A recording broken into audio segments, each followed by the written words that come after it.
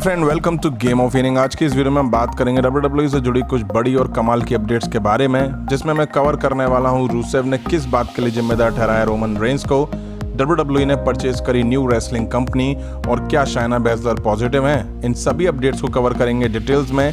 Video काफी interesting होने वाली है, तो बढ़ते हैं वीडियो की तरफ और शुरू करते हैं वीडियो बेल बजा के।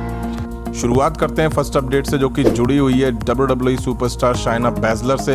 जैसा कि पिछले काफी टाइम से शायना बैसलर WWE में नहीं दिखाई दे रही हैं। अब WWE ने इसके पीछे कोई रीजन तो नहीं दिया है। वहीं शायना बैसलर का रॉ में डेब्यू तो सबको याद ही होगा। अब इतने बड़े डेब्यू के बाद वो WWE में क्यों नहीं दिख रही हैं? आपको बता दूं, शायना बैसलर 18 मई के रॉ के एपिसोड के बाद से ही WWE में नहीं दिखाई दे रही हैं। अब कुछ रूमर्स में कहा जा रहा था कि कहीं वो पॉजिटिव तो नहीं, तो आप सभी को बता दूं उनकी रिपोर्ट नेगेटिव आई थी। अब सवाल वही है कि फिर वो क्यों नहीं दिखाई दे रही हैं। तो इसके पीछे रीजन ये है कि WWE क्रिएटिव के पास उनके लिए किसी भी तरह की कोई स्टोरी लाइन नहीं है, इसी वजह से वो नहीं दिखाई दे रही हैं।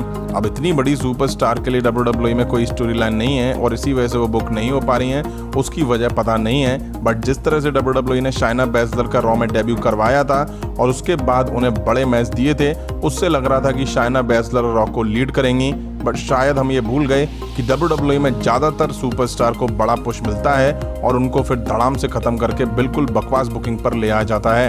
अब आप खुद सोचिए, शायना बैसलर जैसी सुपरस्टार के लिए WWE में बुकिंग ही नहीं है। अब आते हैं नेक्स्ट अपडेट पर। WWE ने रेसलिंग की एक नई कंपनी को परचेज कर लिया है, जिसका नाम इवॉल्व है। पिछले कुछ महीनों से WWE और इवॉल्व के बीच इस डील को लेकर बातें चल रही थी, जो कि नेगोशिएशन पर अटकी हुई थी।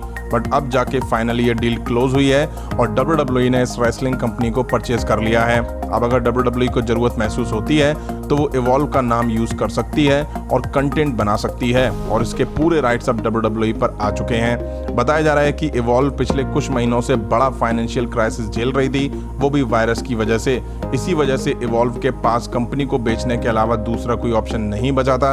वहीं साल 2015 में WWE और इवॉल्व दोनों के बीच इस बात को लेकर सहमति बनी थी कि WWE उनके टैलेंट में से अच्छे टैलेंट को अपने यहाँ साइन करेंगे। आपको जानकर शॉक होगा कि Matt Riddle, Austin Theory, Johnny Gargano, Keith Lee, Apollo Crews, Drew Gulak, Oney Lorcan और रिकोशे जैसे सुपरस्टार WWE में आने से पहले इवॉल्व में काम कर चुके हैं।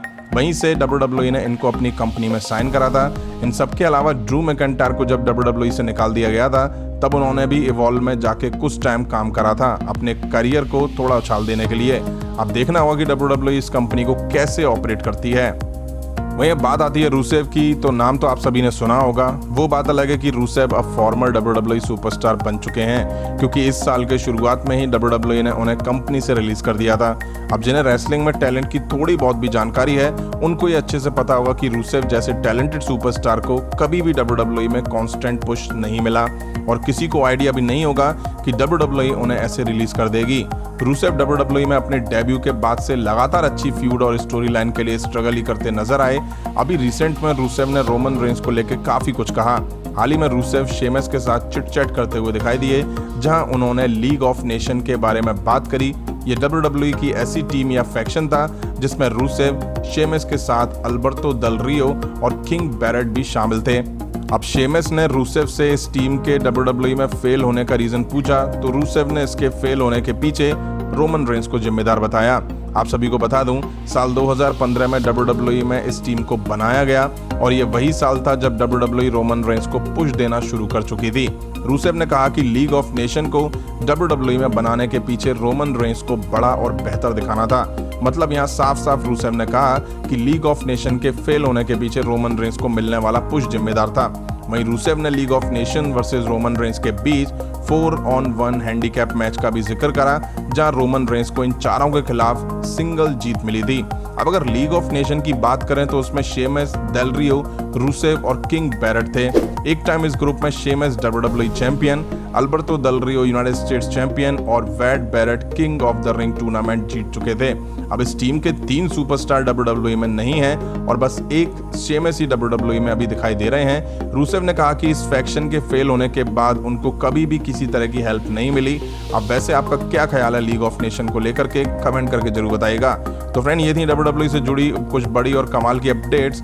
उम्मीद है वीडियो आप सभी को पसंद आई होगी। इस वीडियो में इतना ही।